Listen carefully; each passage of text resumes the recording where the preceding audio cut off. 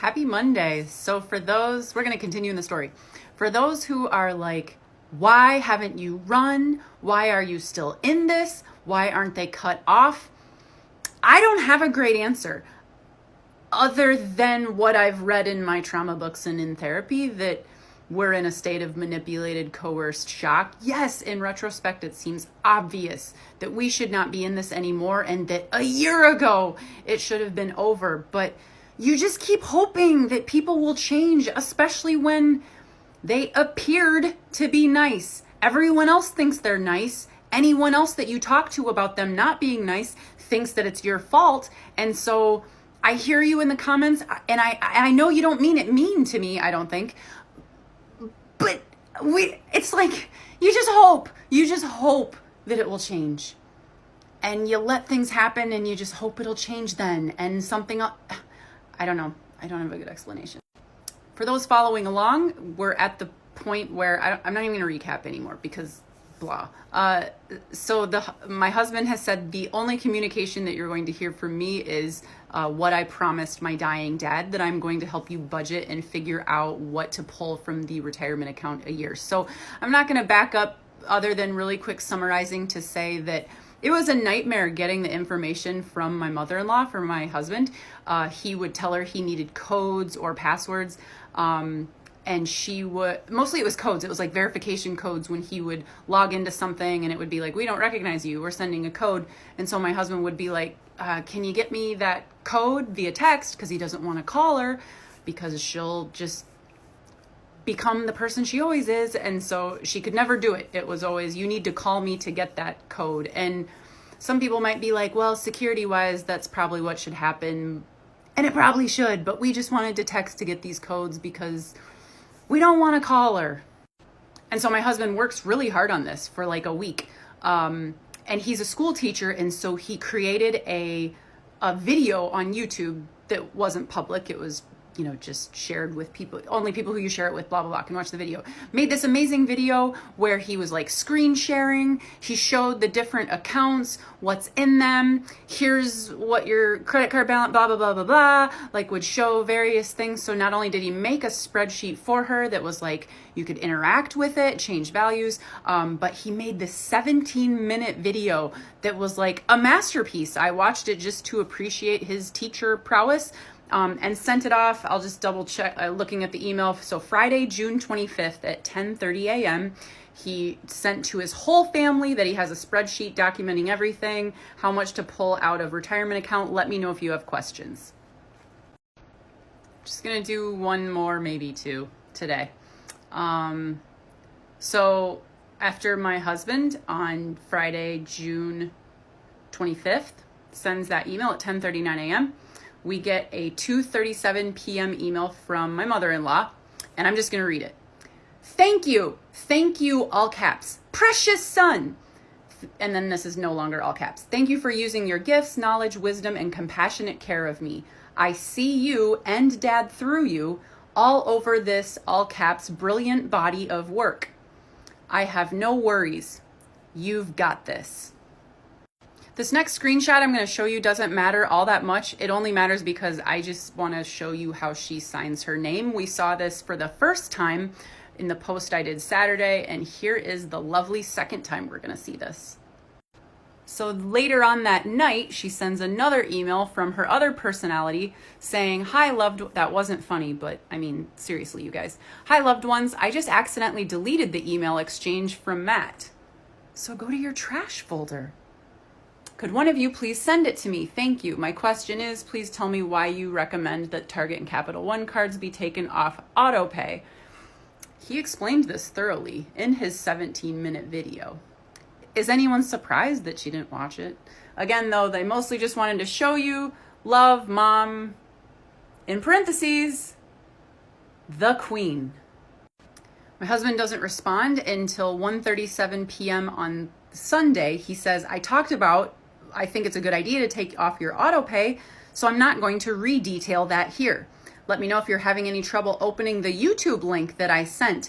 I appreciate your kind words, but to be clear, it's not me that needs to got this. It's your spending. I just tried to help simplify things so that you can got this. Let me know if you have any other questions.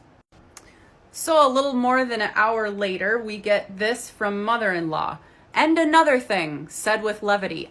It's not like there was an email before this, so I don't know what we're carrying on from. I always check my balances, no credit cards. I don't know. You can read it. Pause if you want to read it. I'll only read some of it. She's going to send her linens ahead for a Wildwood vacation to a Baltimore aunt. Just a whole lot of diversion, changing the subject. There's going to be a whole lot of drama about this vacation. With some of the things on screens. I'll particularly point out the whole birthday party for the 3-year-old. And down here, this men's, there's an interesting thing that happens at men's.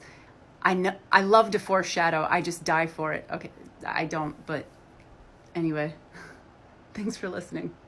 It's exhausting. It's so exhausting. Hey, lovely people. Happy Wednesday. Feels like Friday and the sun is out, so it's a great day. This is a ramble, so you have been warned. It's slightly a ramble. I do have a post-it, so I somewhat know what I'm going to talk about. Usually I'm telling a story, as you know, if you are a devout follower, thank you. And so I'm never really talking about present day stuff. I'd like to. It's hard to tell the old story and have present things happening that I wish I could talk about that don't always like go with the flow. So anyway, I sometimes do interludes, but this is my first official total ramble. First order of business is that you all know that I'm no contact now with my in-laws, but in the story, we're not there yet. So yesterday was the first time that my in-laws have broke no contact in the 12, almost 13 weeks we've been no contact. And I'm going to try to not spoil it, but no contact is no contact, so it's not that surprising. When we went no contact, we said no mail at all. Like, we need a break. We just need silence for a while. Zero mail. We even said not even holiday cards. So yesterday we got something in the mail from the oldest sister-in-law, and I wrote refused, return to sender on it, which was big happenings for me. I have a feeling she's going to use it as an opportunity to then reach out to my husband and say, what type of monster doesn't accept a holiday card? Someone who's been abused for several years and said, I just need a break from like all mail for, just give me a while. Give me till 2022 is what I said. I'll keep you guys posted on what happens next. So if you're watching Little Oldest Sister-in-Law, you're going to get your card back soon. Nice segue to the fact that I yesterday had another community guidelines violation.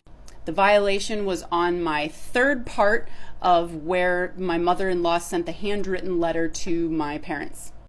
I appealed it. I didn't even write a dissertation. I didn't write a single word. I just appealed it, and it was reinstated. Because come on, I'm not bullying or harassing anyone. I'm telling a story of what happened, of me being bullied and harassed. Next thing, pretty soon here, I'm going to do a part 3 of questions I commonly get asked. Please let me know in the comments today which questions you would like asked. One I plan to answer is a train is going by. One moment. All right, the locomotives are past. So I've gotten questions commonly about, are you still going on vacation? Did you actually go on the vacation? I'll answer that in detail, why we, yes, did. And what was your father-in-law like? Any others, please let me know in the comments. I will answer some questions. Another order of business. So at therapy on Monday with my psychotherapist, he asked me what I would have done with my leave from work if I had been able to take it. And I was naming all these things that I would do, all this manual labor, this painting, this dusting, this cleaning. And he was like, so dissociate, in other words. And for those of you here for the story, I haven't forgotten about you. Let's keep plugging. So we have just, I can't remember, I'm going to look back. Ah, yes, the email from my mother-in-law filled with deflection. Okay. So I don't want to do too many screenshots because they like slow down the upload. I don't know what the purgatory they put me in. So I'm going to literally hold up my laptop. So my husband gets this GIF the next day, and it's sent not only to him, but all of his siblings. And the subject line is Matthew Dude, manly man. And that's all it is. A couple days later, on June 29th, we get a big white packet in the mail. thick. It's 18 pages. The first 2 pages is what a funeral service would normally give you if you're planning your funeral for your loved ones. Blah, blah, blah. Typical 2 pages of what you would want. The remaining 16 pages are a rambling, just no thought process, just all over the, so on, for example, page 4, she talks about what songs she wants. Already by page 16, the songs she wants have changed. She talks about who's going to choreograph the dances, who's going to speak here. You can't roast me, but you can say nice things about me. I wish I had it. I wish I had it because you all would love/hate it with me.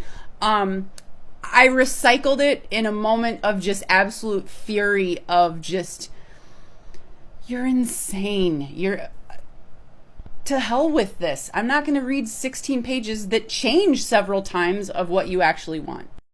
The return address stamp had LLTQ written under it. And we all know that that means long live the Queen, because that's what she's referring to herself now as. On Wednesday, June 30th, she texts my husband a long text about how did you get my funeral arrangements and a whole bunch of stuff about vacation. Also wish that I had that. I don't. That as well was deleted or gotten rid of just we're at the end of our rope, and to even have this stuff in our possession just feels annoying. It's hard to describe.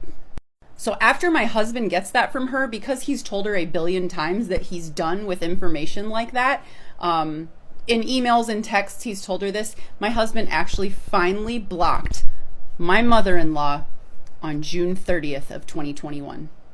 We have lovely silence for less than 2 days, and we get this text. I still remember we're sitting on the patio and we're thinking how we're finally we've got some space. And all of a sudden my husband gets a text from his dead dad. Hi, son. Haven't heard back from Garrett, a Fidelity guy they're going to work with, in 2 days. I'm guessing vacay. Right, because it's a holiday weekend. So I'll probably hear next week. Did you know there are dinosaurs at the Mall of America? Might be fun. Hey, guys. For those of you who sent me questions for when I answer questions, thanks. I look forward to answering your questions. If anyone missed that video where I talked about send me your questions, if you would like, I'll answer them. Please comment here with questions. I'll probably answer them in the days ahead. I will be going down to Iowa to see my family of origin, who things still are not going well with. And so I've already pinched a nerve in my shoulder because body keeps the score, and I know I'm stressed out about it, and so I'll be looking for an escape. So I would love to answer your questions and do some videos when I am down in Iowa. Continuing on in the story, so on July 6th, I open up Facebook Messenger to see that my mother-in-law has tried to initiate a chat with my sister and I. This is where I have a little bit of beef with Facebook because I blocked her. I shouldn't be getting notifications that she's still trying to contact me. I wonder if it shows up because my sister isn't blocked, so I don't know. Either way, I was notified that someone who I've blocked, who I'm trying to be no contact with, is trying to reach out to me. My sister and I both decline/leave the chat. My sister calls me pretty upset about this happening. She also knows about the letter to my parents and quite a bit of the story at this point. She says, I'm wearing the same shirt I wore yesterday. Anyway, she says, I want to respond something. And I was like, you do you. You can respond to her whatever you want because she's entered your territory. My mother-in-law has entered your territory now. So I'm not going to tell you what you can or can't say. I don't know what my sister said to my mother-in-law, but I know she said to her things like, leave us alone. I can't believe what you're doing to my sister and how you're treating to her. Never reach out to me again. Again, I don't know what my sister said. My sister didn't show or tell me other than saying I told her to leave us the F alone. Obviously, my mother-in-law tells her daughters about this cruel sister of Bethany, and so middle sister-in-law absolutely rampage attacks my sister. I'm going to look quick. I do have those texts. Again, since I've told you all a million times that screenshots really slow down my upload speed, I'm just going to have to read it, and you're just going to choose whether to believe what I say is true. So she wrote to my sister, middle sister-in-law said, Amy, I know very little about you and you know very little about me. There's also no way you can know anything about this situation beyond the one-side perspective you have from your sister. Since you don't know me, I'll tell you that I value respectful communication and working towards conflict resolution at all times. Really? Anyway, a lot of efforts have been made by multiple parties to try to mend things, but communications have been misaligned by things you do and don't know. All I've ever asked of Matt and Bethany is to have a respectful conversation. They have refused. Continuing on from the first post that I just did, continuing with sister-in-law's text to my sister after my sister said, please leave us alone. So just a reminder, I've already said to my mother-in-law, leave me alone, and never contact my Iowa family again. So my sister is having a reaction to the fact that our boundaries both have been crossed. I've said, not mother-in-law, don't contact me, mother-in-law, stop contacting my family. And so my sister is having a reaction and very upset at mother-in-law. So anyway, continuing with my sister-in-law now attacking my sister. Matt and Bethany have not been willing to do that, and that's fine, I bet, because it's their choice. I have little time for people who aren't willing to communicate respectfully, so I'm going to ask you, don't contact my mother again in this manner. I've already urged my mother not to reach out to any of you ever again. Beyond that, I'm not sure why you need to reach out to insult my family. On July 9th, Matt's family tells him that they are taking the finances off his hands as kind of like a punishment, is how it's said. But we're over here like clapping and cheering like freaking hallelujah. Yes, take the finances from us. We didn't want to be handling them in the first place. On July 16th, again in Facebook Messenger, I get a request for a group chat. This time it's mother-in-law, oldest sister-in-law, middle sister-in-law, and me, the four of us. Again, Facebook Messenger has to let me know that it tells me you've been requested to a blocked group. If you accept this group, they will be able to contact you again. And it's like, I'm aware of that. If you could have just not told me at all in the first place, that would have been great. We are now to the beginning of August. It's a couple days until vacation. Vacation starts on August 6th. And I go out to the mail one day and there's a letter from my mother-in-law. All it is inside is some printed lyrics to a band that I don't listen to, King and Country. And the lyrics are for the song It's Not Over Yet. And on it, written in her handwriting, is something along, I don't have it, is something along the lines of, these have really been speaking to me lately, hoping for better times at vacation. And if you want to pause and look at the lyrics of this song, it's Not Over Yet by Forgotten Country. Talks about how keep on fighting out of the dark into the light. It's not over. Hope is rising. Never give in. Never give up. Please do give up. Please give up trying to contact us. In the last couple days before vacation, I get 2 emails to my spam folder. You can see here, Dear Matt and Bethy, wish you a happy and safe drive. You're all precious cargo. Right, okay, you hate me. Please pack your team t-shirt. Guys, it's good to be back. I missed you all. I really did. Thanks for your support. For those who have followed the story very closely and understood that I was seeing my family of origin with whom things aren't totally lovely. So anyway, thanks for your support during the holidays. Before I keep going with the story, we have reached vacation.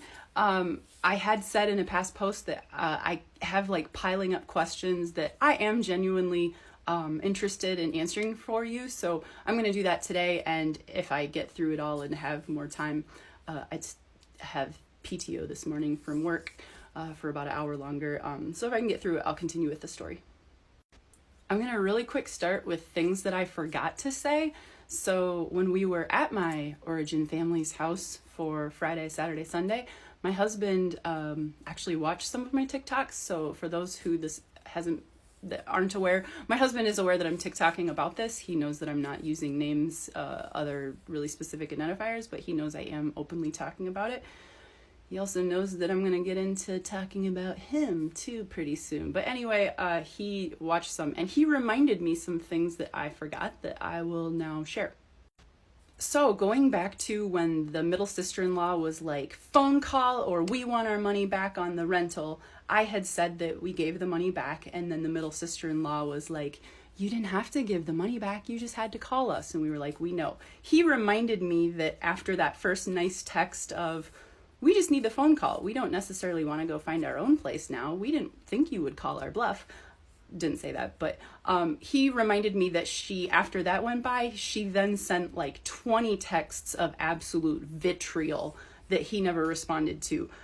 He says it was, he's letting down the family, I'm a monster, he's also a monster for being married to me and not doing something about me, how horrible I am, how horrible we are, you name it. I do remember him telling me about it. He would not let me see them. He said it would not be helpful. Another thing that he didn't necessarily tell me to amend, but I will amend for you, is that he didn't find out from his family, any of his family members, that the finances were being, finally, hallelujah, taken off of his hands. It was from the middle sister-in-law's husband who told him, bro, I'll be taking it from here. So even though we were like relieved that it was going to be over, it was semi-insulting to have it come from that avenue. And the last little gem that I had forgotten to add is that after, so now referring to when he finally blocked his mother-in-law via phone, and then she picked right back up with using his dead dad's phone, he then blocked his dad. So he said it was additionally traumatic blocking his own father.